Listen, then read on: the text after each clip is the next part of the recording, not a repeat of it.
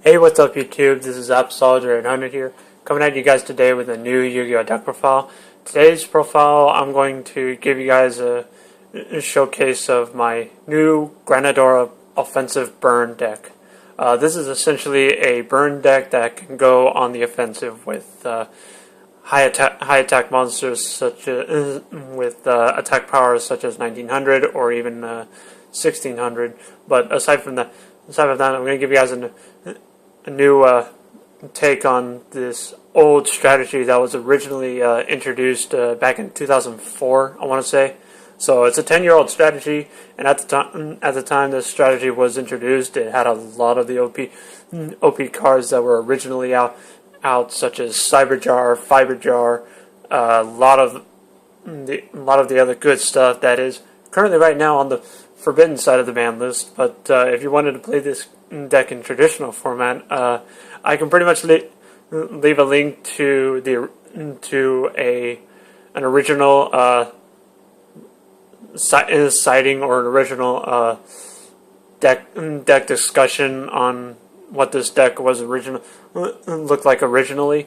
But the basic idea was to use the effects of this card right here, Granadora, to your advantage. So what this card basically does is that whenever this card is summoned, either via normal summon, flip summon, or special summon, you gain 1,000 life points, and when Granadora is destroyed, you take 2,000 points of damage.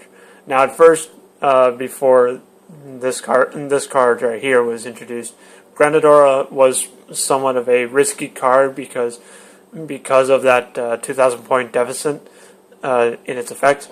But with some of these cards in this offensive burn deck, you're able to get around Granadora's negative effect, and if you're able to summon it multiple times, you gain a lot of life points off of Granadora's summon. And with Granadora now, today, he's a really nice 1900 beat stick, and also for its negative 2,000 points of damage, you can pretty much get around that by either XC summoning, single summoning, or even tributing Granadora off with other card effects, such as this card right here. But anyways, guys, I'm going to give you guys my version of Granadora burn, offensive burn. At the end of the video, just let me know what you guys think of the deck. Any recommendations are more than welcome for this deck. And that's pretty much it. Like this video if you like seeing something old come back as new and improved. And subscribe if you'd like to see more videos from me. And without further delay, let's just get straight into the deck profile. Alright, for starters, we're running 3 Granadoras. He's the heart and soul of the deck. 1900 attack monster, level 4, water attribute, reptile. And I've already gone over his effect, but basically once he's summoned, you gain 1,000. When he's destroyed, you take 2,000. But with this deck, you're able to, at times, redirect that damage back at your opponent. And I'll explain it when I get to this card in a second. But 3 Granadora, really awesome, really the key card of the entire deck. 3 Spear Dragons. The original had run Spear Dragon before. It's like an easy monster to normal summon out and pretty much inflict a lot of damage. Spear Dragon has the ability to pierce an opponent's monster, and what that is whenever a monster attacks a defense position monster, you inflict the difference as battle damage. So if you attack a 0 defense monster with Spear Dragon, you basically do a 1900 direct attack.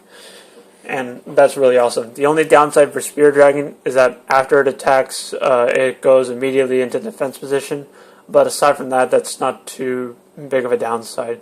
You can run other piercing battle damage monsters if you wish, but I prefer running the originals in this deck. Spear Dragon is really helpful in the deck. The 1 Breaker Magical Warrior, the original only ran 1, so I figure I'll run 1 as well. If I need to run more, I can. Breaker, the Magical Warrior, really self-explanatory. Helps you to pop a back row. It's basically a walking MST in the sense. 2 Cannon Soldier, really awesome old school card, really awesome burn card also. Cannon Soldier's effect is you can tribute 1 monster and inflict 500 points of damage to your opponent. So, and since that doesn't say 1 other monster, you can pretty much tribute Cannon Soldier alone to get in that extra 500 points of damage.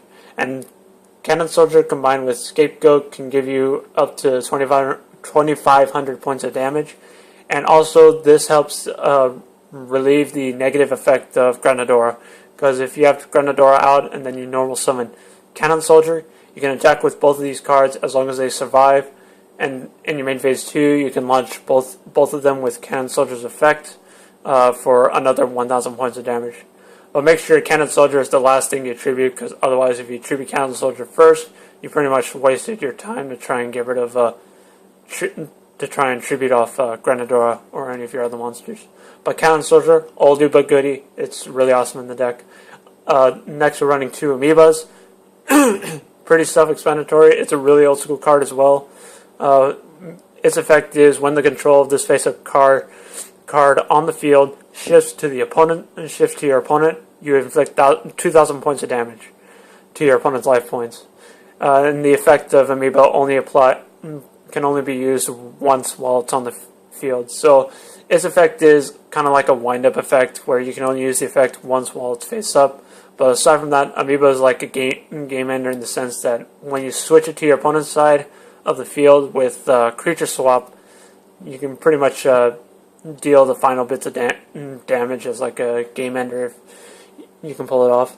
But a 2 Ameba really works really well in the deck. And 2 Magician of Faith, basically a spell recursion monster. Flip effect allows you to target 1 spell card in your graveyard, add that target to your hand. So you can use this to get back Book of Moon, Raigeki, Soul Charge, any of the other spell cards that you want to get back.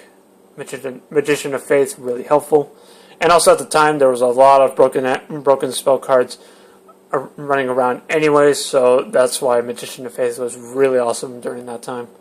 And then 3 Cardcar Ds of our current meta in order to help thin through the deck and get to my combo pieces as fast as possible. Get to Granadora and get to this card as fast as possible. That's it for the monsters. Onto the spells. 1 Book of Moon, 1 Raigeki, and 1 Soul Charge. Self-explanatory for those 3. 1 Seal of Orichalcos to pretty much make these monsters stronger than they are. With Spear Dragon, you're able to inflict more damage against the defense position monster. Cannon Soldier becomes a 1900 attack monster. And Granadora, 2400 beat stick. Really difficult for most decks to get over these days. And that's pretty much an awesome tech on my opinion part for this deck. Next, 3 MSTs, generic spell and trap removal. Creature swap, just creature swap away your Ameba or one of your sheep tokens, or even a face-up attack position Magician of Faith, and then ran it over with your opponent's monster or one of your monsters. Creature swap works really well in the deck.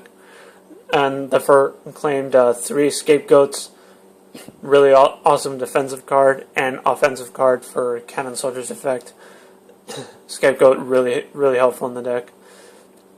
That's it for the spells. Onto the traps, we got 1 Solemn Warning, 2 Call of the Haunted to reborn Granadora and or any of the other monsters, but more or less to summon back Granadora for the extra 1,000 life point gain.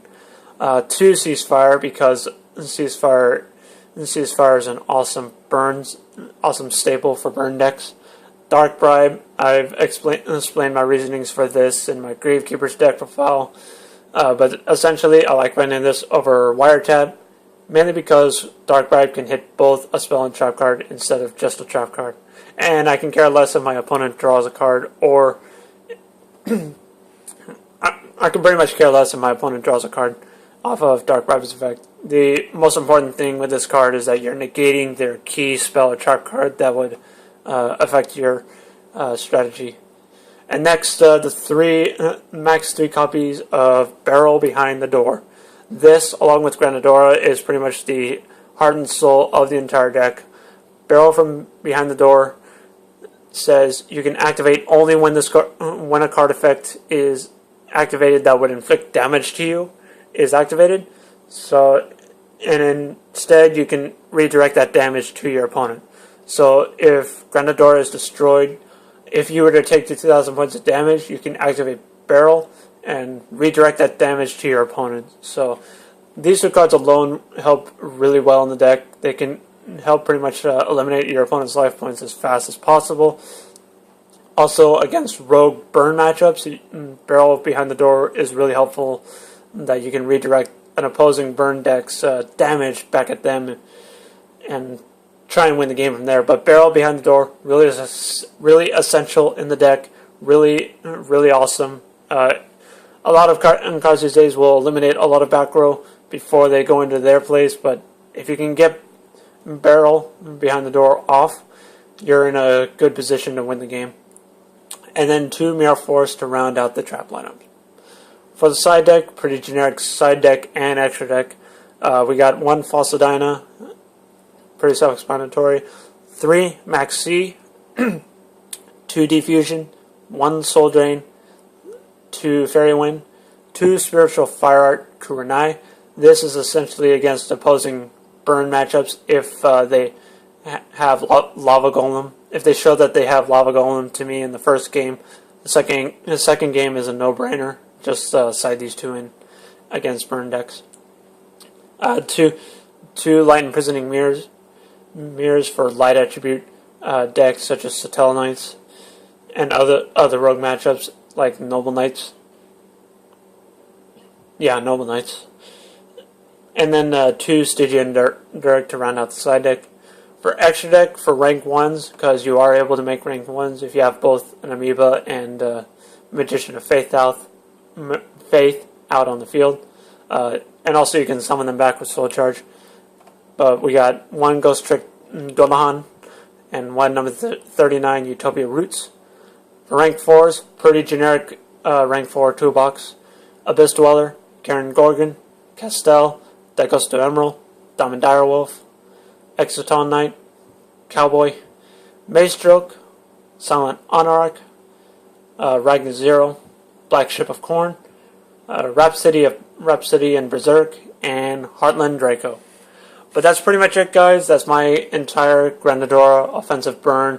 Really simple strategy to understand. Get Granadora out as many times as possible. Gain life points off of his effect by 1,000 at a time. And if you have the combo setup, you are able to deal 2,000 points of damage to your opponent instead of you taking the damage off of Granadora's effect. But aside from that, that's my entire Granadora offensive burn. Let me know what you guys think of the entire deck down in the comment section below. Hope you guys enjoyed, and that's pretty much it, guys. Thanks for watching.